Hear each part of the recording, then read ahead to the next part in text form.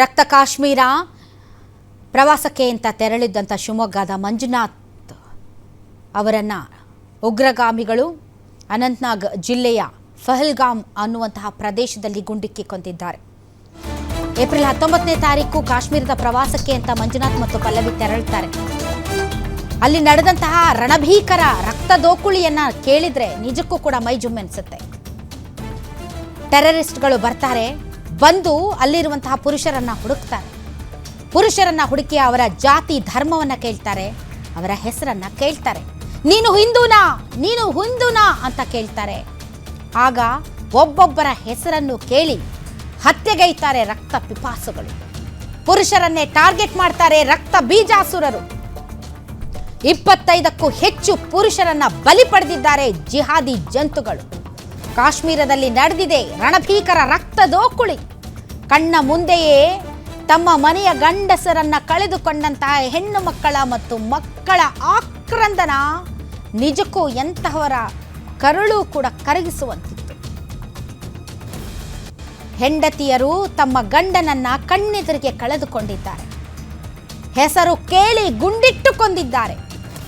ಹಿಂದೂನಾ, ನಿನ್ನ ಹೆಸರೇನು ಅಂತ ಕೇಳಿ ಗುಂಡಿಟ್ಟು ಕೊಂದು ಹೆಂಡತಿಯರಿಗೆ ಹೋಗಿ ನಿಮ್ಮ ಮೋದಿಗೆ ಹೇಳಿ ಅಂತ ಹೇಳ್ತಾರೆ ಅಂತಂದರೆ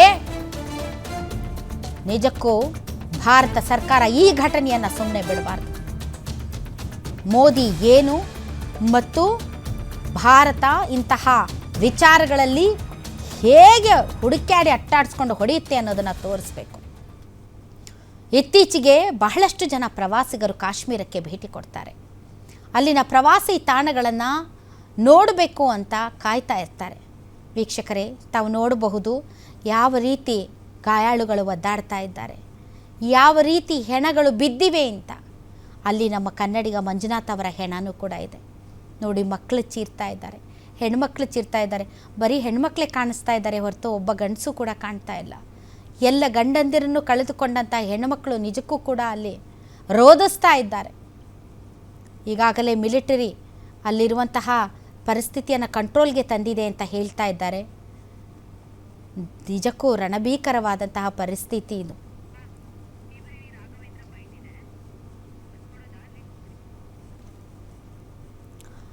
ಶಿವಮೊಗ್ಗದ ಮಂಜುನಾಥ್ ಅವರ ಈ ಒಂದು ಘಟನೆ ಏನಿದೆ ಇದು ರಾಜ್ಯವನ್ನೇ ಅಲುಗಾಡಿಸಿದೆ. ಮೊದಲ ಗುಂಡಿನ ದಾಳಿ ನಡೆದಿದ್ದೇ ಕನ್ನಡಿಗನ ಮೇಲೆ.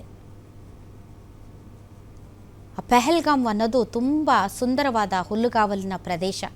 ಕುದುರೆಗಳ ಮೂಲಕ ಅಲ್ಲಿ ಹತ್ತಾರೆ. ಇನ್ನು BY ರಾಘವೇಂದ್ರ ಅವರು ಮಾತಾಡ್ತಾ ಇದ್ದಾರೆ, ಬನ್ನಿ ಏನು ಹೇಳ್ತಾರೆ ಕೇಳೋಣ.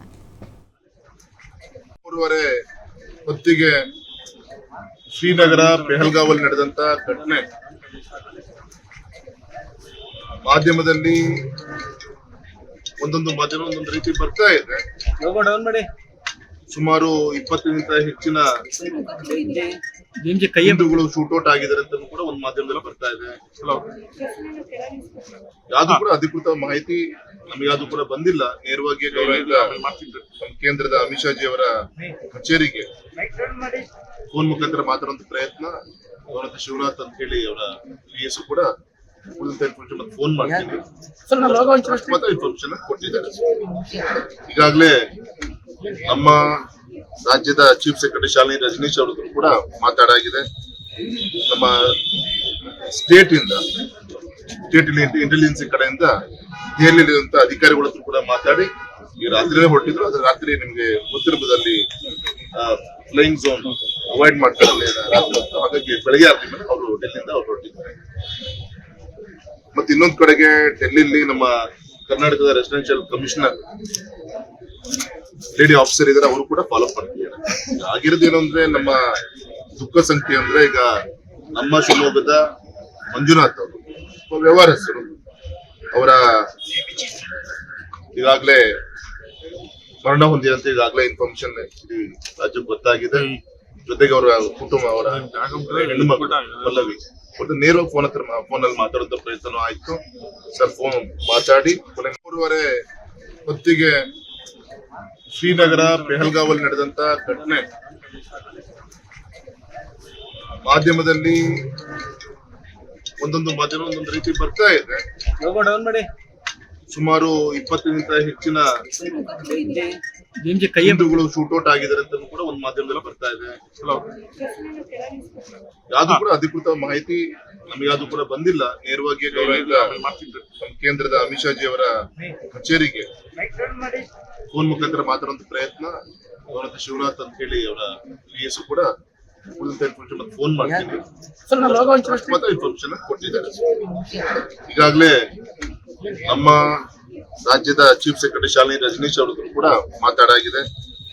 ನಮ್ಮ ಸ್ಟೇಟ್ ಇಂಟೆಲಿಜೆನ್ಸ್ ಕಡೆಯಿಂದ ದೆಹಲಿಯಲ್ಲಿರುವಂತ ಅಧಿಕಾರಿಗಳ ಹತ್ರ ಕೂಡ ಮಾತಾಡಿ ಈ ರಾತ್ರಿನೇ ಹೊರಟಿದ್ರು. ಅದ್ರ ರಾತ್ರಿ ನಿಮ್ಗೆ ಗೊತ್ತಿರಬಹುದಲ್ಲಿ ಫ್ಲೈಯಿಂಗ್ ಝೋನ್ ಅವಾಯ್ಡ್ ಮಾಡ್ತಾರೆ ರಾತ್ರಿ ಹೊತ್ತು. ಹಾಗಾಗಿ ಬೆಳಗ್ಗೆ 6 ಗಂಟೆ ಅವರು ಡೆಲ್ಲಿಯಿಂದ ಅವ್ರು ಹೊರಟಿದ್ದಾರೆ.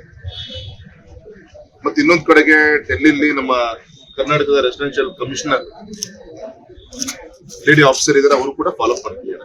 ಆಗಿರೋದೇನು ಅಂದ್ರೆ ನಮ್ಮ ದುಃಖ ಸಂಖ್ಯೆ ಅಂದ್ರೆ ಈಗ ನಮ್ಮ ಶಿವಮೊಗ್ಗದ ಮಂಜುನಾಥ್ ಅವರು ವ್ಯವಹಾರಸ್ಥರು, ಅವರ ಈಗಾಗಲೇ ಮರಣ ಹೊಂದಿದಂತೆ ಈಗಾಗಲೇ ಇನ್ಫಾರ್ಮೇಶನ್ ರಾಜ್ಯಕ್ಕೆ ಗೊತ್ತಾಗಿದೆ. ಜೊತೆಗೆ ಅವರ ಕುಟುಂಬ, ಅವರ ಹೆಣ್ಣು ಮಕ್ಕಳು ಪಲ್ಲವಿ ಮತ್ತೆ ನೇರವಾಗಿ ಫೋನಲ್ಲಿ ಮಾತಾಡುವಂತ ಪ್ರಯತ್ನ ಆಯ್ತು. ಸರ್ ಫೋನ್ ಮಾತಾಡಿ 3:30 ಹೊತ್ತಿಗೆ ಶ್ರೀನಗರ ಪೆಹಲ್ಗಾವಲ್ಲಿ ನಡೆದಂತ ಘಟನೆ